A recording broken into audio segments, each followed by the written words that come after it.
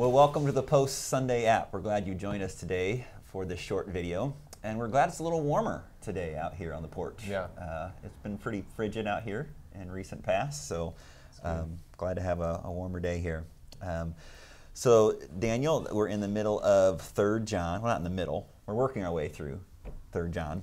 Yesterday was Hospitality and Gospel Ministry, Part 1. Yes. And you said how this was a little more narrow. Very but narrow then John focus, yeah. backs up coming up here. Right. The next passage. Well, and actually, we're going to back up more. So John has a very narrow application of hospitality in terms of, hey, here's hospitality to gospel workers. Now we're going to take a week and go outside the text of 3 John next week and just look very broadly at, let's think biblically about hospitality in a lot of different scenarios. It's going to help with application, I think. Great. Well, that was some of the questions we got, was about the application of this text, talking about how do we minister to gospel workers, that type of thing.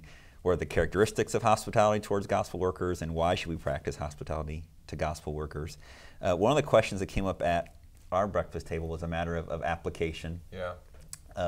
Well, I don't have a gospel worker from the field in front of me now. Right. We don't know of anybody coming in this week. Is the only application then, okay, well, let's send a financial gift or a care package or something like that? Not that that's a bad application. Right. But we had trouble thinking of others. I know. Well, you weren't the only one. Yeah, okay. All last week, it was hard for me to make that leap from first century culture to our culture. So first century culture, the whole thing is, let's help these people be able to do gospel ministry. And so let's meet their needs.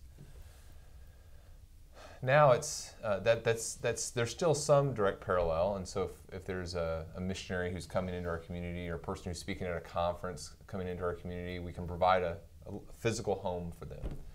But the hard thing was, probably the most immediate application was give financially to missionaries, give financially to your local church, so that the local church can meet the needs of missionaries. But that's and other gospel workers. That's a hard thing to say, and it's and you don't want people to think that's the sum total of obedience to this. But I think it's encouraging. At Bethany Community, and I didn't want to go to this in a sermon because there's a lot of nuance that needs to go into this perhaps, and there's going to be people that are not part of our church family who are there on a Sunday morning. You don't want them to think we're asking for their money and stuff. But I think it's important for people at Bethany Community to think through. Okay, when I give to Bethany Community, some of my giving is going towards our missions budget. I think over 10% of our budget goes directly to gospel workers. Then there's also money that's going to seminary students. So a significant portion of our budget is funding the education of people who are preparing for gospel ministries. There's just several things where, as I thought through my personal application of this, I thought, well, I'm going to continue to give faithfully to the church.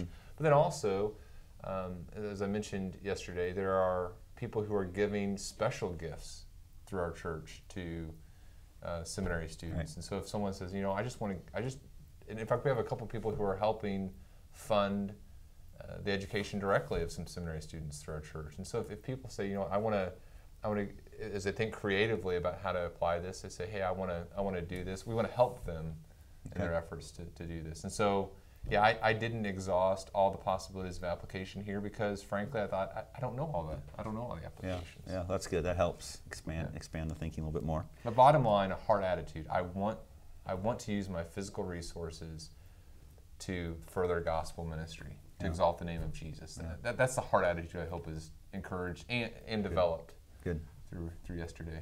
Okay. And I think our people are there. Well, the second half. Interrupt you one more time. That's all right. There's the second question. Okay, I have to get to I'm ready. The OCD side of me. The second half of verse 6, you will do well to send them on their journey in a manner worthy of God. Yeah. Aspect there, it's extravagant hospitality we show to gospel workers. Right. Is there a line there, like to the point where, I want to give them what they need for ministry, equip them, make them not be in want? Or do I put them up in the Ritz-Carlton for a week? What's the extravagance? So I'm going to talk more about this on Sunday, I think. Okay, well, thanks for joining us. Yeah, right. Okay, go ahead. Here's a little preview, a little trailer. Very good, very good. Some of the best hospitality I've received, and this is probably true for you too, hasn't been from the wealthiest people. It's the heart attitude that goes behind. It's when I've said extravagant, there is a physical aspect of that, of trying to meet the physical needs, but extravagant in the sense of there's nothing of myself that I'm not willing to give to care for another person.